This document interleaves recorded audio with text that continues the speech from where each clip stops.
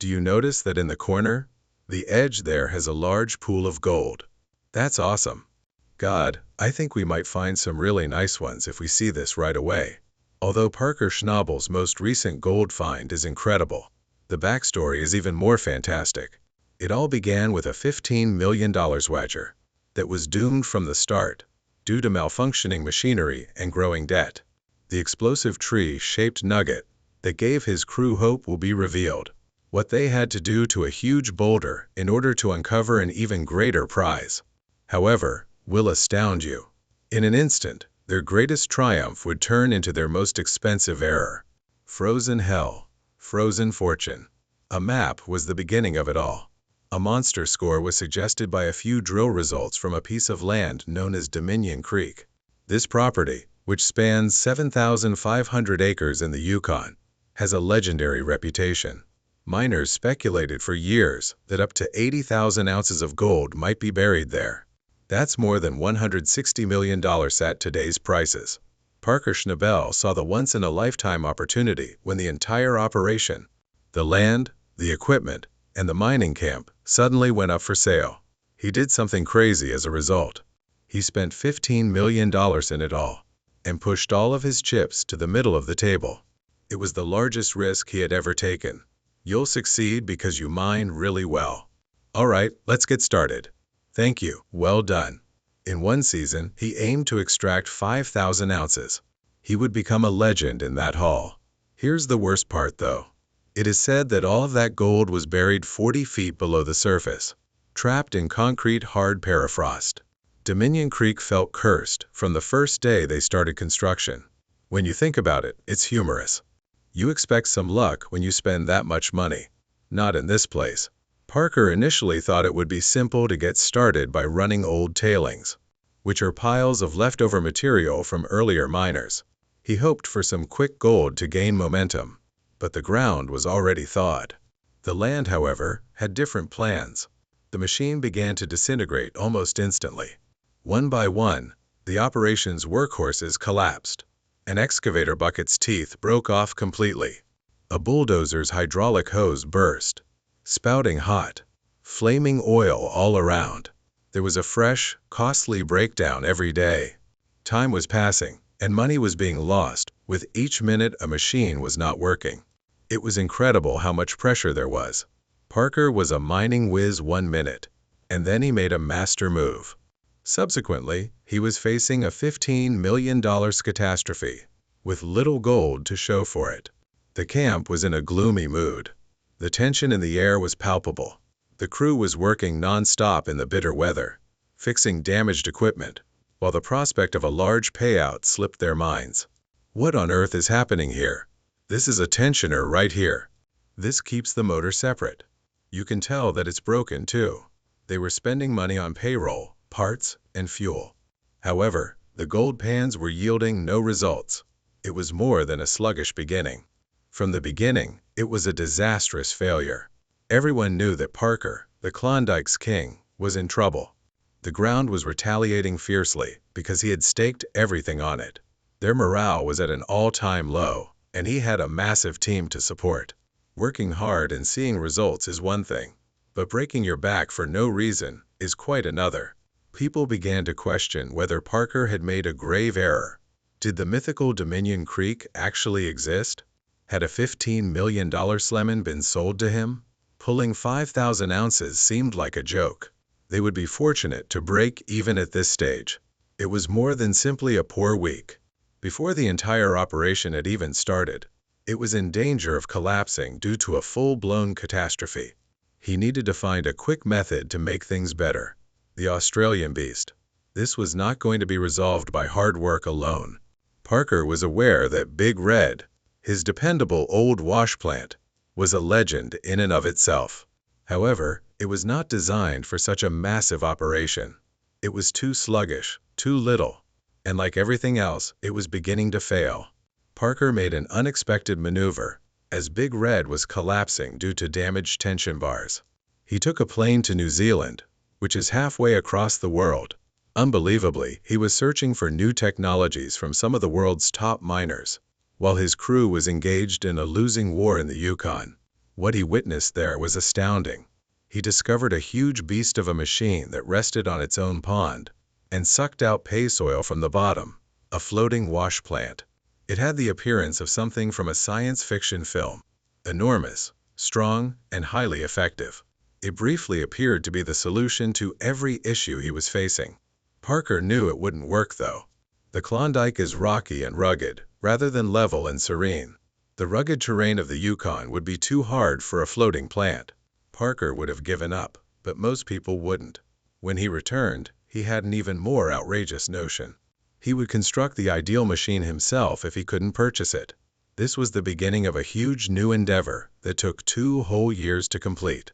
He started from scratch to create his ideal machine, a wash plant that would be larger, quicker, and more effective at capturing gold than anything he had ever used. He gave it the name Roxen. Another $1 million was spent. On top of the first big gamble, there's another one.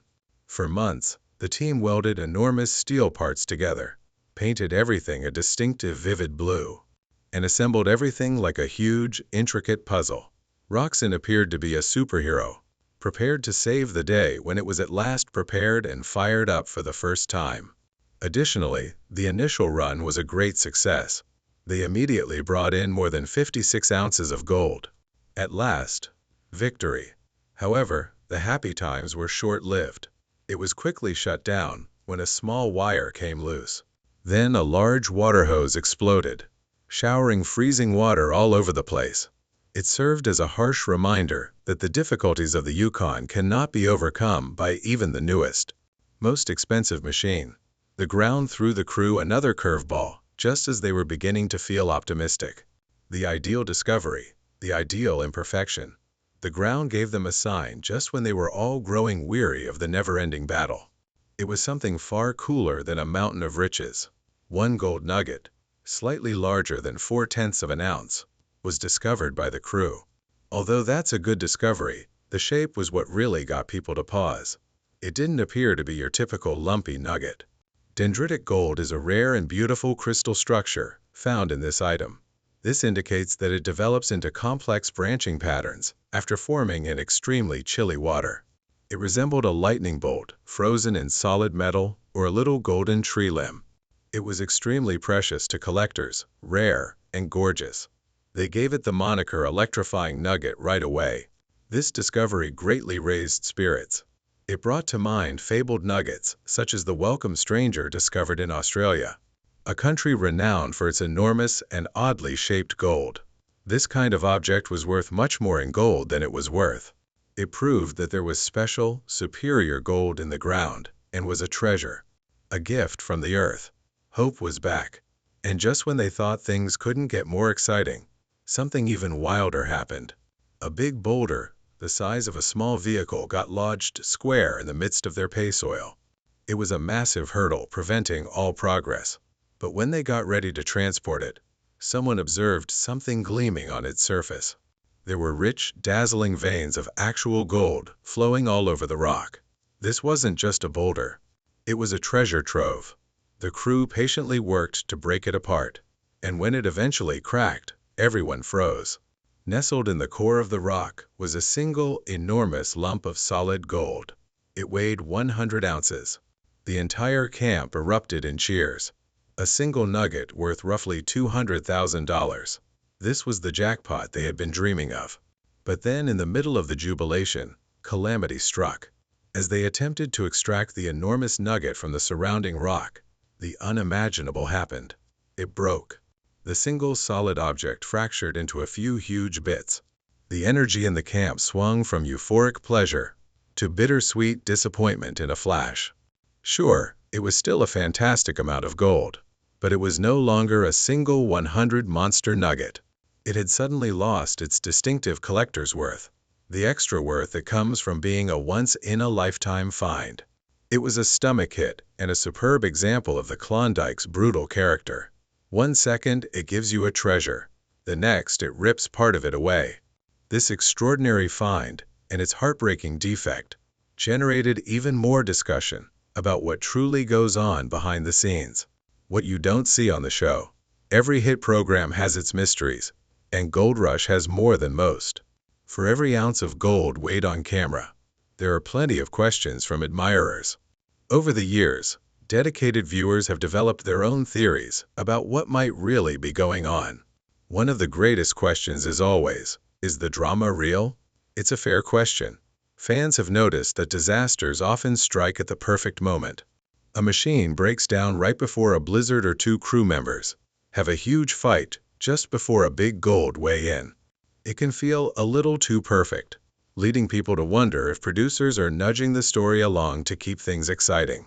But another theory is far more controversial. It's an old mining trick called salting the pan. In the old days, a cheat would secretly add a few flakes of gold to a worthless claim to trick an investor. Some fans whisper that a modern version of this might be happening for the cameras. The theory goes like this. If a crew is having a terrible season, maybe a producer quietly adds a little gold to the final cleanup. That way, the crew gets a happy ending and the show gets a great story. To be clear, there is zero proof this has ever happened. It's just a theory, but it shows how much fans think about the reality of reality TV. An even more believable theory is the hidden money theory. On the show, we see Parker spend $15 million. That's an insane amount of money. The show doesn't always explain where it all comes from, which leads to the big question. Who's really paying for all this? This theory suggests that behind every crew are silent partners, wealthy investors we never see. These investors would provide the millions needed for equipment and land in exchange for a large cut of the profits. Get this, this theory actually makes a lot of sense.